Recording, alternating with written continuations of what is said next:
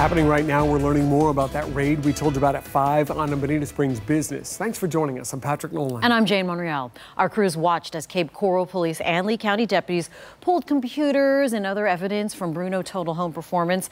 That's on South Cargo Court near the dog racing track. 4 in Your Corner's Carl Fortier talked to several former customers who say the company tricked them out of thousands of dollars.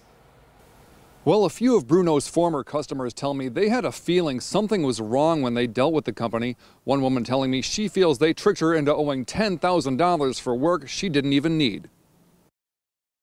I told him that we were coerced and tricked, and he goes, well, I can't believe you're telling me that I tricked you. Ann Carini watched as investigators raided the offices of Bruno Total Home Performance in Bonita Springs, hauling out computers and documents and inspecting their service vans. Ann says her experience with Bruno's staff was a nightmare. They went in the attic and started tearing out our ductwork, and they told us it was covered with mildew and mold. There was no sign of mildew or mold on it. She says not only was the ductwork in her home not needed, but that the salesperson way overstepped his bounds. He used my social security number to call a finance company without my knowledge, and now this company is telling me that I owe them $10,000 because they have already paid Bruno. Ann's neighbor Margaret Rayleigh says she had Bruno Total Home service her AC, but switched to a different company after she was unhappy with their service.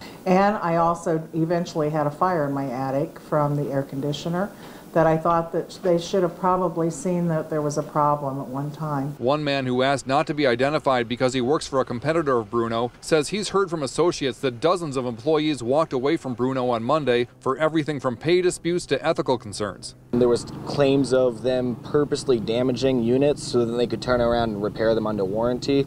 I also know that many employees have talked about not getting paid what they said they were going to get paid. Ann thinks it's about time officials look into the way Bruno does business, so that no one else will have to go through this.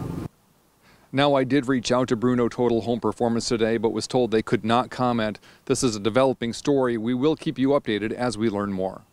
In Bonita Springs, Carl Fortier, Fox 4, in your corner.